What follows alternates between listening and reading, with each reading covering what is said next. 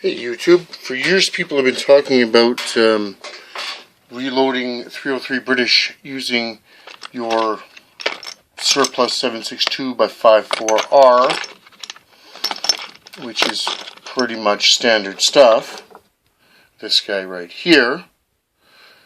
But what I haven't seen is anybody talking about the easiest way there is to pull these bullets, and this will work for 54R or for 762 by 39. So you take your standard 54R shell holder, put her in your press, and it's got to be a good solid, like a classic cast press from Lee, or CBS Rock Chucker, the old Ideal Spartan, any of those. Then I just take a set of side cutters, basic, run it up with nothing in the press, put the side cutters around the bullet, and make sure it's just on the bullet, give it a squeeze, and just when the side cutters meet the press, pops the bullet right out. No problem. All you get on the bullet is possibly a little mark, nothing major, nothing to be concerned about, and you've got a good usable bullet to go ahead and reload or change out to a soft point for hunting. Personally, for years, I've been doing the Mexican match ammo, for lack of a better term, where I take your standard 762 by 39, and I have a nice bolt gun I don't want to shoot this surplus crap out of. This Chinese junk right here, copper wash. So I go ahead and I basically prepare my brass case, dump the powder in, reseat the bullet on top, and away we go. We got good clean ammo with no corrosive primer. Now, the other thing that I've been noticing, and I'm going to jump to the 762 by 39 for this one, is people will discard these cases once they're, they've pulled the bullet, they've got the powder, they've done whatever they want to do. With the way things are right now, getting supplies, these cases can still be reloaded. There's a bunch of load data out there for like 124 to 150 grain bullet. I personally use a couple of old molds to do this. I have a single cavity RCBS mold that drops a 122 grain bullet with the Lovren style. Gas check it, it's beautiful, great to shoot. The other one that I like, this is an old Lee offering prior to their 155 grain Spire point that's out now.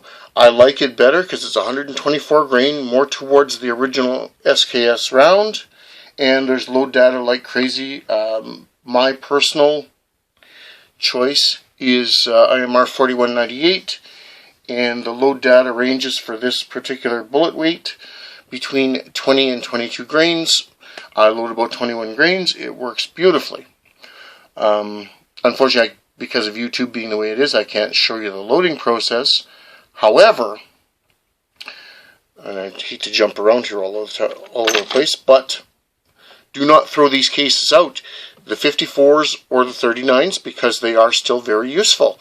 You can load this with a little bit of 4198, and you've got a perfectly serviceable round to shoot out of, like an old SKS or whatever.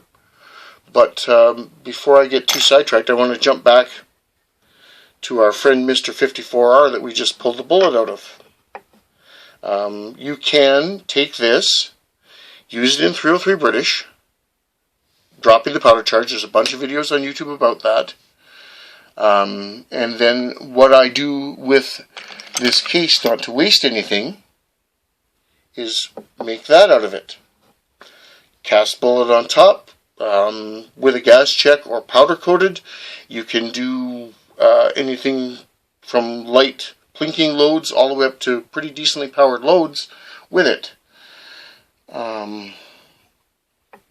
Jumping back to our friend Mr. 762 by 39, which is this guy here, I have also, because this stuff is still extremely plentiful in Canada and not badly priced, I have taken this stuff, taken it apart, okay, pulled the bullet off the top, and dumped the powder directly into a 303 British case. Now, it's going to be an underpowered load. It's going to be a light powder charge, of course. So what I do is, this is a plinking round. This is just to get out and shoot my infields and have some fun. So I throw a bit of toilet paper or a little bit of cotton to hold the powder down on the primer, and it actually shoots very, very well. I shoot it out to 100 yards, no problem at all, and it's cheap. Or, you know, the way ammo is right now, relatively cheap. And then again, as I mentioned,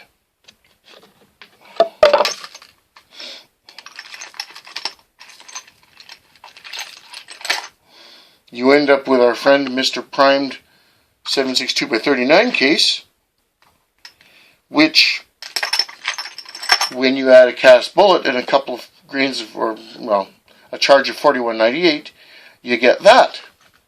Yes, it's corrosive, but they function beautifully out of an SKS or, you know, a gun you don't really give a shit about. I just don't want to shoot this corrosive crap in my good bolt gun. And it's not even a great bolt gun, but it's a Norinco Bush Ranger, and they're getting harder to find and more expensive.